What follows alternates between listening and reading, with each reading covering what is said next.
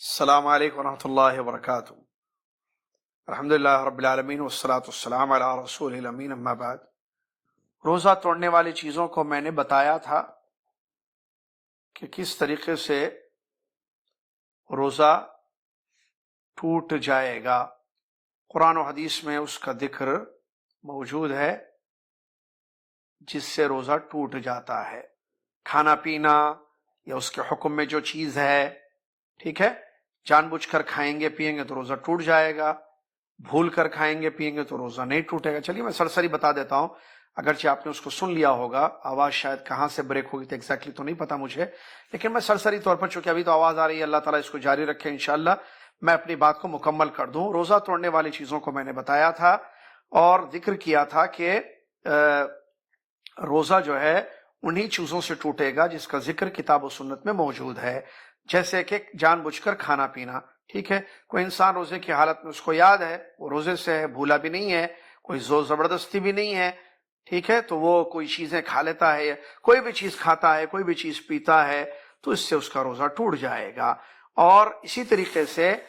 حلق کے علاوہ کسی اور ذریعے جیسے انجیکشن ہے اور یا ڈرپ وغیرہ کے ذریعے غذا پہنچائی جائے تو ایسی صورت میں اس کا جو ہے روزہ ٹوٹ جائے گا۔ اسی طریقے سے ایک مسئلہ یہاں میں نے بتایا ہے اور وہ یہ ہے کہ بھول کر کھانے پینے سے روزہ نہیں ٹوٹتا ہے، کیونکہ اس سلسلے میں حدیث موجود ہے، جو بھول کر کھا لے یا پی لے تو اس کا روزہ نہیں ٹوٹے گا۔ اسی طریقے سے جو چیز روزے کو توڑ دے گی وہ ہے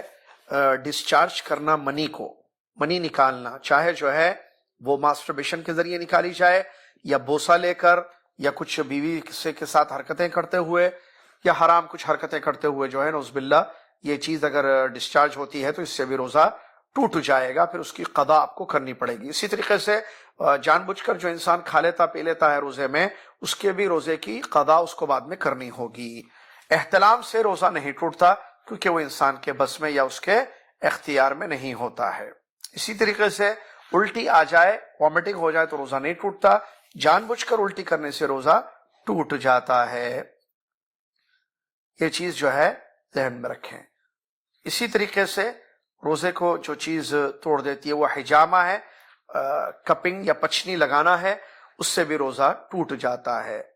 اللہ کے رسول نے فرمایا، اس سلسلے میں حدیث موجود ہے، علماء کا فتویٰ بھی، افطر الحاجم والمحجوم، روزے کے حالت میں روزے دار نے اگر پچنی لگائی یا جس نے اس کو پچنی لگوائی، لگانے والا لگوانے والا دونوں کا روزہ ٹوٹ جائے گا۔ نبی علیہ السلام نے اس کو حدیث میں ذکر کیا ہے، لہٰذا اس سے بھی جو ہے روزہ ٹوٹ جاتا ہے، اس کو ذہن میں رکھیں۔ اور اس کے علاوہ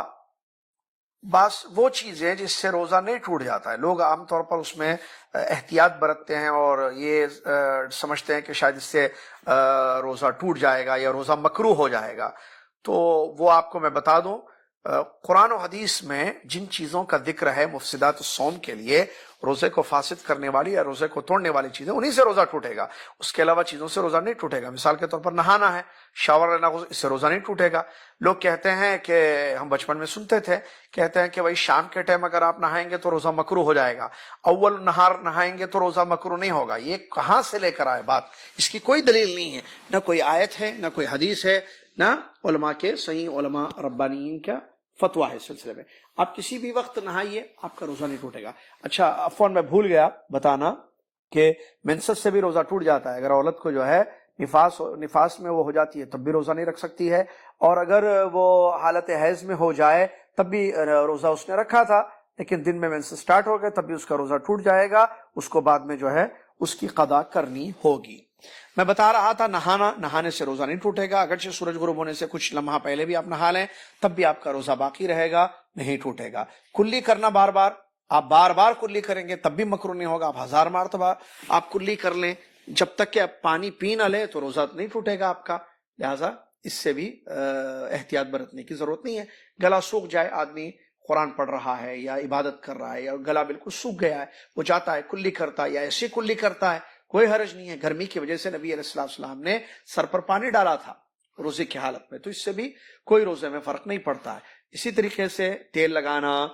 اور دوائیاں استعمال کرنا، جیسے کان میں دوا، مطلب حلق کے ذریعے نہیں، ظاہر بات ہے وہ تو ٹوٹے گا کیونکہ آپ دوا کھا رہے ہیں، ہم نے بتا دیا اس کو، ٹھیک ہے۔ کان میں دوا ڈالنا، ٹھیک ہے، یا جسم میں کوئی دوا وغیرہ ڈالنا، یا آنکھ میں کچھ قطرے وغیرہ ڈالنا، اس سے روزے میں کوئی فرق نہیں پڑتا ہے، اس سے احتیاط برتنے کی ضرورت نہیں ہے، ضرورت پڑ جائے تو آپ کا روزہ بالکل صحیح ہے۔ اسی طریقے سے بخار وغیرہ کے لیے انجیکشن لینا جو کہ ایک دوا ہے، اس سے بھی روزہ نہیں ٹوٹے گا، مسواک کرنے سے بھی روزہ نہیں ٹوٹے گا۔ ٹوتھ پیسٹ کے بارے میں علماء کا فتویٰ ہے کہ اگر احتیاط سے ٹوتھ برش کیا جائے یا پیسٹ یوز کیا جائے، صرف دانتوں کی صفائی کے لیے، حلق کے اندر نہ جائے، تو ایسی صورت میں بھی روزے میں کوئی فرق نہیں پڑے گا، اس سے روزے میں فرق نہیں پڑے گا۔ اسی طریقے سے عورت حالت روزے میں فیڈ کرتی ہے، بچے کو دودھ پلاتی ہے، تو اس سے بھی روزہ اس کا نہیں ٹوٹے گا، اس کا روزہ نہیں ٹوٹے گا۔ دوائیاں وغیرہ استعمال کرنے سے بھی روزہ نہیں ٹوٹتا ہے، ڈاکٹر کو بتائیں آپ، ڈاکٹر جو ہے چیک کرتا ہے، آپ کو دیکھتا ہے، تو ایسی صورت میں اس سے بھی کوئی روزے میں فرق نہیں پڑے گا۔ اسی طریقے سے آگے جو ہے آپ کے سامنے کچھ چیزیں پیش کی جا رہی ہیں اگلے باب میں، وہ یہ ہے کہ کچھ چیزیں جو مکروہ ہیں، ٹھیک ہے، روزے کی حالت میں، وہ یہ ہے کہ کلی کرنے میں کیا کہتے ہیں اس کو، ناک میں جب پانی چڑھاتے ہیں نا وضو میں، اس میں مبالغہ نہیں کرنا چاہیے، زیادہ پانی کھینچنا نہیں چاہیے ناک میں، یہ مکروہ ہے، کیونکہ اس کی دلیل موجود ہے، اللہ کے رسول نے ارشاد فرمایا وَبَالِغْ فِي الْإِسْتِنشَاقِ إِلَّا أَن تَكُونَ صَائِمًا، تم استنشاق میں یعنی ناک میں جو پانی لیتے ہو وضو کی حالت میں، ناک صاف کرتے ہیں نا کلی کرنے کے بعد، تو ناک میں جو پانی چڑھاتے ہیں وضو کی حالت میں، تو اس میں مبالغہ نہیں کرنا چاہیے روزے کی حالت میں، لیکن روزے کی حالت میں نہ ہو، عام حالات میں آپ بالکل کھینچے پانی ناک میں، تو یہ سنت ہے وضو کی، وضو میں ایسا کرنا چاہیے، لیکن روزے کی حالت میں اس سے بچنا چاہیے، کیونکہ نبی علیہ السلام نے اس کو ذکر کیا ہے۔ اسی طریقے سے بغیر ضرورت کے کھانا چکھنا،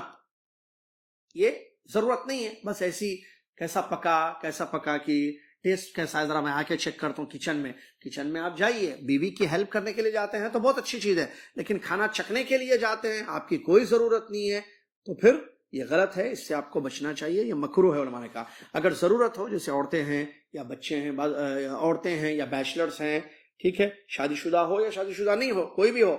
تو ضرورت کے تحت کھانے کو ٹیسٹ کو چکھنا، مطلب نمک مرچی چیک کرنا، پھر کلی کر دینا، تھوک دینا، کھاتا تو نہیں آدمی، تو اسی صورت میں یہ چیز جائز ہے، اس میں کوئی حرج نہیں ہے۔ بوسہ دینا بیوی کا، ٹھیک ہے، اس میں جو ہے تفصیل ہے، بوسے کی یہ مسئلہ آ گیا اس لیے بتا رہے ہیں کیونکہ علماء نے اس کو ذکر کیا ہے، بغیر کیا کہتے ہیں بوسہ دینا شوہر کا اپنی بیوی کے لیے اس حال میں کہ شہوت نہ ہو اور اس کو معلوم ہے کہ وہ اپنے آپ پر کنٹرول کر سکتا ہے، اور وہ پیشانی کا بوسہ دے رہا ہے یا کلے کو بوسہ دے رہا ہے، تو اس میں کوئی حرج نہیں ہے۔ ہم یہ نہیں کہہ رہے کہ دینا چاہیے، یہ وہ مسائل بیان کیے جا رہے ہیں کہ بھئی اگر آپ سے ہو جائیں تو آپ پریشان نہ ہوں کہ میرا روزہ چلا گیا، شاید مجھے اس کی قضا کرنی پڑے گی، ایسی بات نہیں ہے، ایسی بات نہیں ہے، اس کو ذہن میں رکھنا چاہیے، ٹھیک ہے۔ اسی طریقے سے اور جو چیزیں جو ہے روزے کی حالت میں جس سے کوئی فرق نہیں پڑتا ہے، ناخن نکالنا، آدمی ناخن نکالے تو اس سے بھی کوئی فرق نہیں پڑتا ہے روزے کی حالت میں۔ حجامت بنانا، حجامت یعنی سر کے بال کٹنگ کرنا جس کو کہتے ہیں ہم، تو کٹنگ سے بھی جو ہے روزہ باطل نہیں ہوگا۔ اسی طریقے سے عطر یا پرفیوم وغیرہ خوشبو لگانا، اس سے بھی جو ہے روزے میں کوئی فرق نہیں پڑے گا۔ صابن یا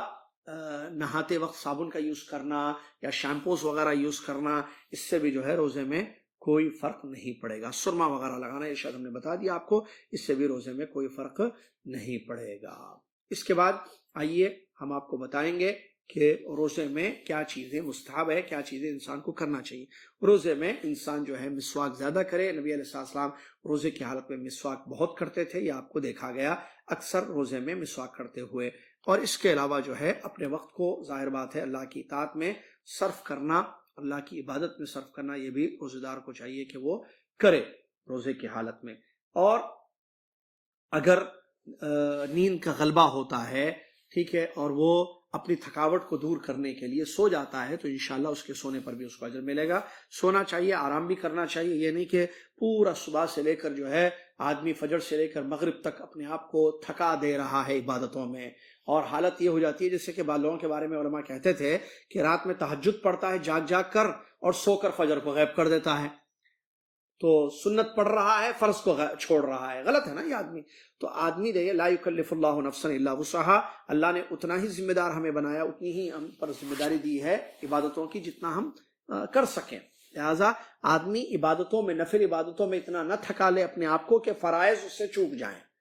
اس بات کو ذہن میں رکھیں، اس نقطے کو۔ بعض لوگ اتنا زیادہ کرتے ہیں کہ تراویح نہیں پڑھ سکتے، پھر مغرب عشاء کی نماز وہ صحیح طریقے سے نہیں پڑھ سکتے ہیں، کیوں؟ روزے میں اتنا زیادہ عبادت، بھائی اتنا عبادت کیجئے جتنا آپ کر سکتے ہیں۔ اب آرام بھی یہ کرنا چاہیے روزے کی حالت میں، کیوں؟ آرام کریں گے تو جسم کو نیند لیں گے، جیسے آرام کریں گے تو جسم میں قوت پیدا ہوگی، تو اور زیادہ آپ اللہ تعالیٰ کی عبادت رات میں انفرادی عبادت آپ کر سکتے ہیں، لہٰذا اس چیز کو ذہن میں رکھنا چاہیے۔ تو یہ چند مسائل تھے جو آج کے اس درس میں ہم نے، مختصر سے درس میں ہم نے مناسب سمجھا کہ آپ کو بتائیں۔ انشاءاللہ کچھ اور مسائل ہیں روزے ہی سے متعلق جو بعد میں انشاءاللہ اگلے درس میں آپ کی خدمت میں پیش کیے جائیں گے۔ اللہ سے دعا ہے اللہ تبارک و تعالیٰ مجھے آپ کو، دنیا کے تمام مسلمانوں کو ان مسائل کو سمجھنے، ان مسائل پر عمل کرنے کی توفیق عطا فرمائے۔ اللہ تعالیٰ علم نافع حاصل کرنے کی توفیق عطا فرمائے اور ایسا عمل کرنے کی توفیق عطا فرمائے جو عمل ہمارا اللہ کے یہاں قبول ہو جائے، آمین۔ وآخر الحمدللہ رب العالمین۔ آپ کو معلوم ہونا چاہیے کہ قرآنی احکام پر روزانہ جو ہے سعودی عرب کے ٹائم کے حساب سے 8:30 بجے سے 9 بجے تک آدھے گھنٹے کا بہت اہم درس چل رہا ہے، امید کہ آپ اس سے مستفید ہو رہے ہیں۔ اللہ تعالیٰ جو ہے ہم سب کو قرآن سے فائدہ اٹھانے کی توفیق عطا فرمائے، آمین۔ وآخر الحمدللہ رب العالمین، والسلام علیکم ورحمۃ اللہ وبرکاتہ۔